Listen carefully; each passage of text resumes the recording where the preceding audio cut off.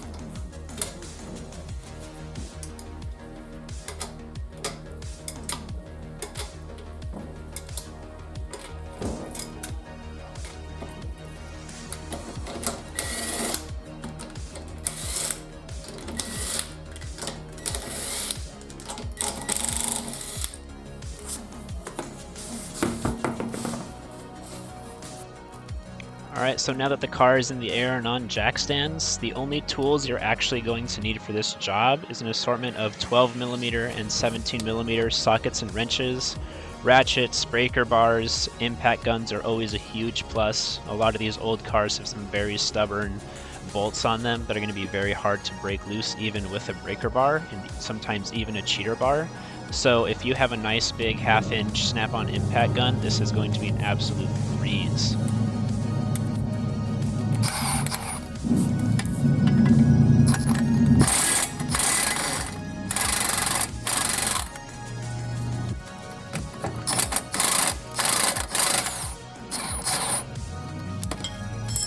So ultimately all we have to deal with here is the two 17mm bolts and nut pairs that are going to be on the front and rear of the trailing arm. The three 17mm bolts that go from the bracket on the front of the trailing arm to the frame of the car, and three 12mm bolts holding these little brake brackets and lines along the trailing arm and the frame here as well.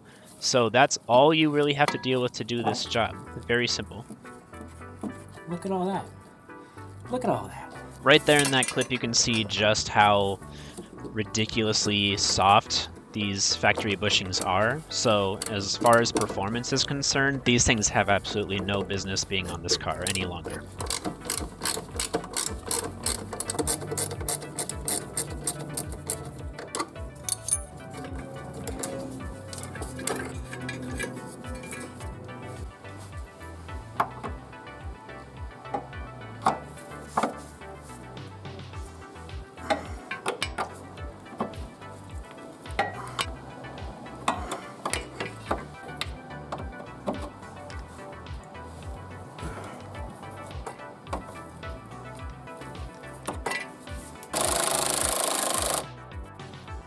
Perks of having an old rusty Subaru is some of these bolts are definitely going to take a little bit more effort to get out, but it would also help if I put my impact gun on full blast here.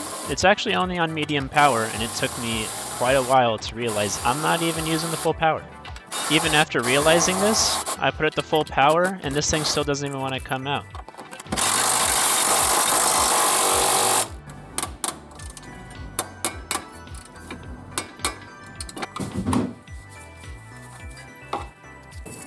being able to access the frame through that little hole right there, getting a little bit of oil on the end of the bolt there, driving it back up into the frame and then back out, cleared everything out very easy.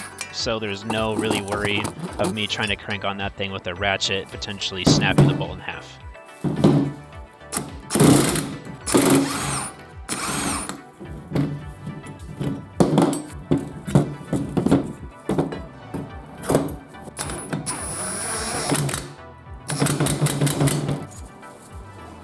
Back underneath the car for the reassembly, everything is just as straightforward as it coming off of the car. Everything fits absolutely perfectly. There's really nothing to worry about. They're basically an exact copy of the factory arms, just stronger, slightly heavier, and with a better joint at the front.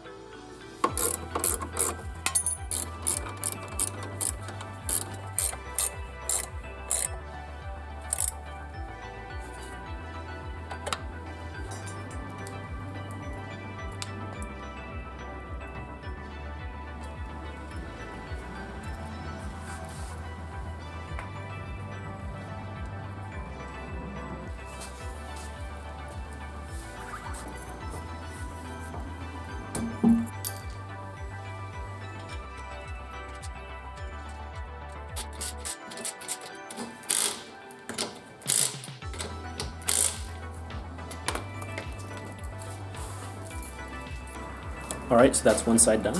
I'm gonna go wrap up the second side, and we'll drop it on the ground and see how it feels.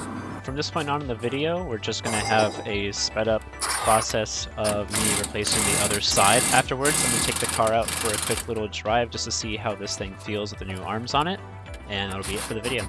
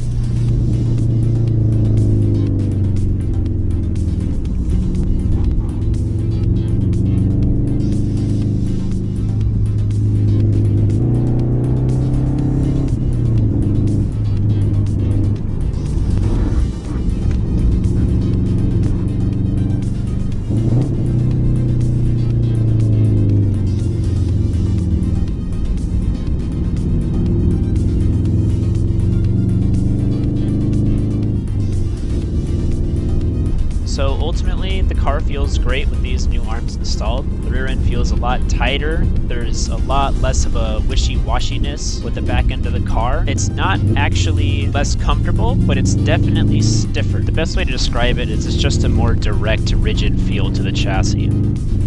At this point, the last things on my list for the back end of this car are going to be poly bushings on all 4 of the lateral arms on the back of the car, and the bushing that's on the bottom of the knuckle that the trailing arms connect to.